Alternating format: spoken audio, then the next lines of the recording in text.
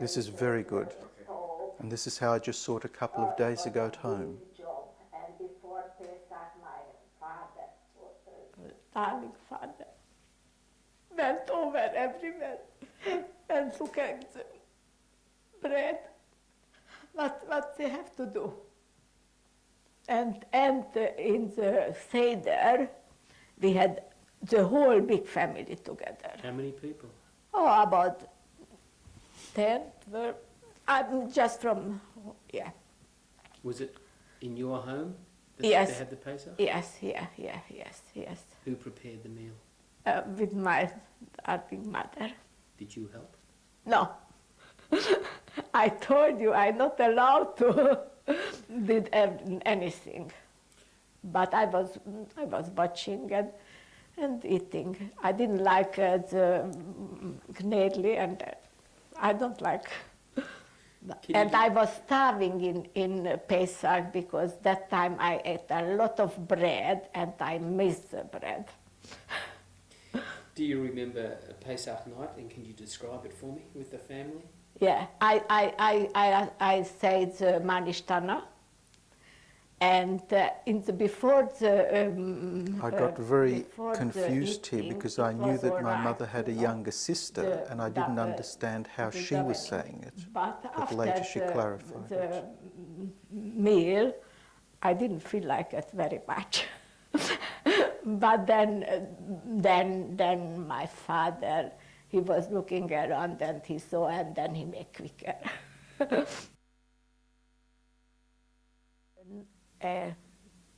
I remember, I never will forget.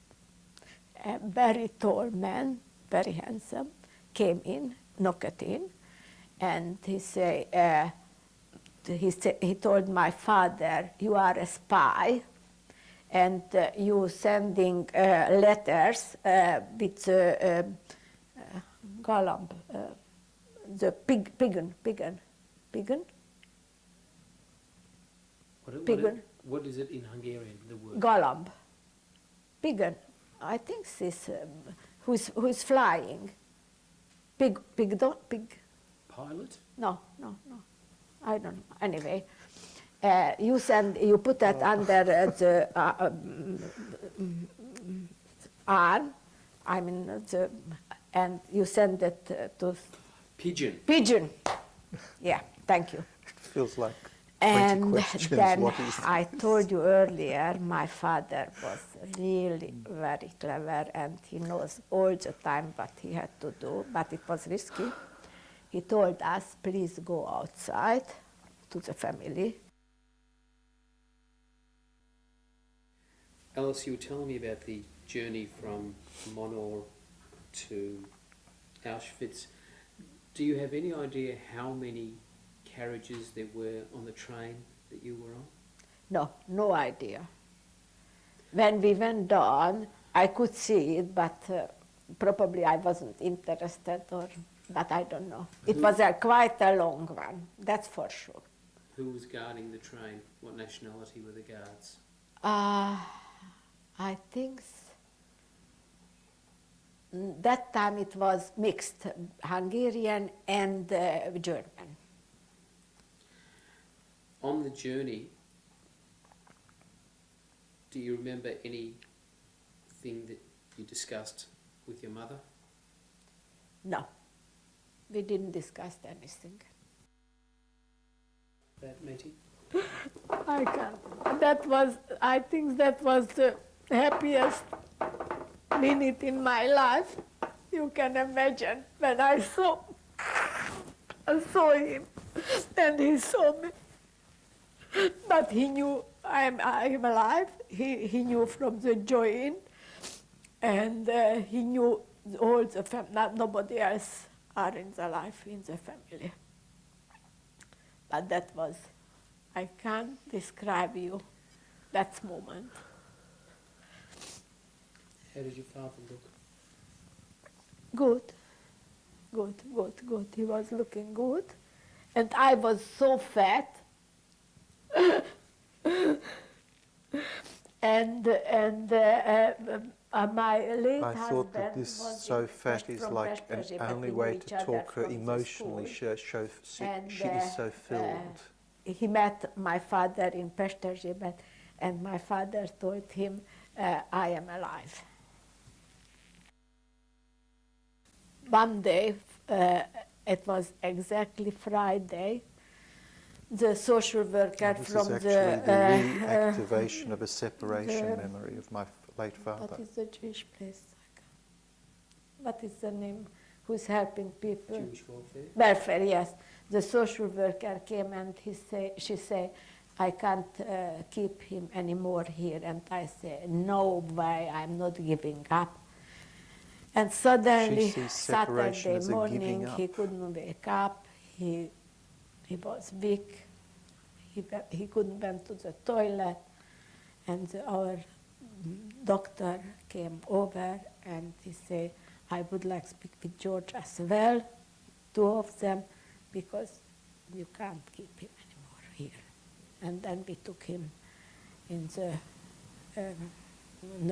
first in hospital, after the Freemason. Do you think your experiences affected the way that you brought up George? This is the question. I don't know. I don't know. We've been a very protective parents, but I'm not so sure that's our bring up or from the Holocaust. That's I'm not so sure. Maybe it's both of them. But Do you think much about that time, or do you have dreams about the Holocaust, your experiences? no, never. I had the dreams soon after the war, what we went through, yes, but not anymore, no. George, I was talking with respect to your mother, with respect to your own profession as a child and adolescent psychiatrist. You've studied in a clinical manner the effects of life has on children. Your mother was just about a child when the war began. She was 12 years old. Through the eyes of what your knowledge as a professional is, how do you think that affected her? Her experiences have affected her? I understand the question very clearly, but it's probably the limits of one's imagination to respond to such a question. If you were to ask me how a third party is affected, I could give you chapter and verse, I think, very easily. I think because of the emotional bonds and the history that we share, firstly, I'm not very comfortable to let my imagination just freely roam in this setting. I think because after we finish, there's still a relationship that we have. Having said that, I actually feel that my mother would probably have been affected more in the ages 15 and 16 when Budapest was actually invaded.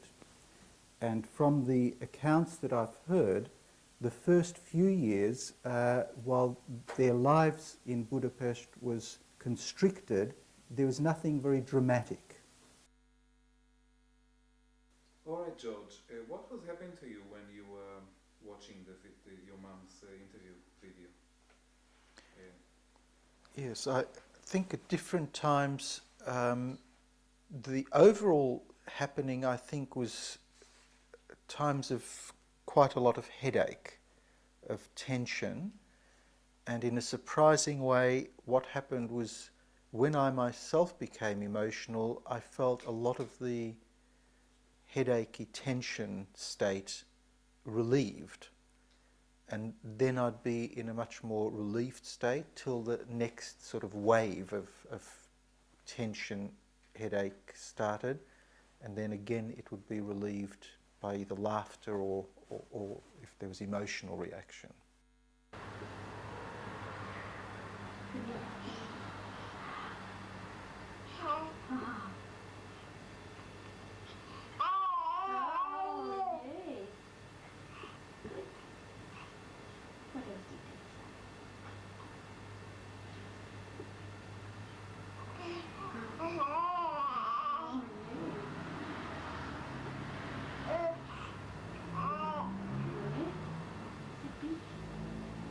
Tuesday.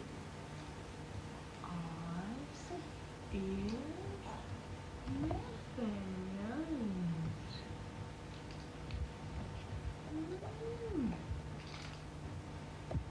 Do you think it's good? Do you think it's good? You're a good crawler, aren't you, hey?